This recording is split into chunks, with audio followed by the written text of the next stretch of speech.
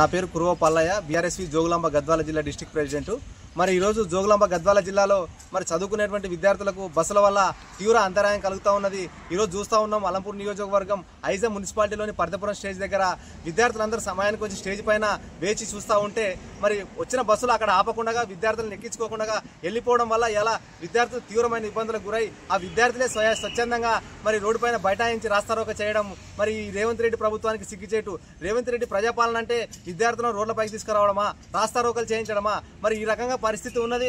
ఒకటే డిమాండ్ చేస్తున్న ప్రభుత్వానికి కూడా మరి ఖచ్చితంగా బస్సులను విద్యార్థులకు సమయంకి ఆపాలని, మరి అదేవిధంగా ఎక్కడైతే స్టేజీలు ఉంటాయో అక్కడ బస్సులు వచ్చే విధంగా కూడా చర్యలు తీసుకోవాలని డిమాండ్ చేస్తూ ఉన్నాం.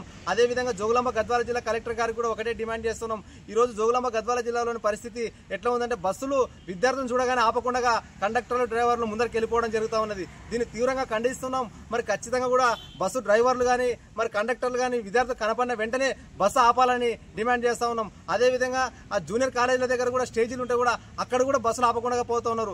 ఐజా మండల కేంద్రంలోని ప్రభుత్వ జూనియర్ కళాశాల దగ్గర కూడా బస్సులు ఆపకపోవడం వల్ల విద్యార్థులు రోజు తీవ్రమైన ఇబ్బందులకు గురి చేస్తూ ఉన్నారు. మరి తక్షణమే మరి ఈ యొక్క జిల్లా డిఎం మేనేజర్ గారు కూడా స్పందించి బస్సులు విద్యార్థులకు ఆపాలని మరి చర్యలు తీసుకునే విధంగా చర్యలు చేపట్టాలని డిమాండ్ చేస్తున్నాం. లేని పక్షంలో పెద్ద ఎత్తున బీఆర్ఎస్ నుంచి ఆందోళనలు నిర్వహిస్తామని డిమాండ్ చేశారు.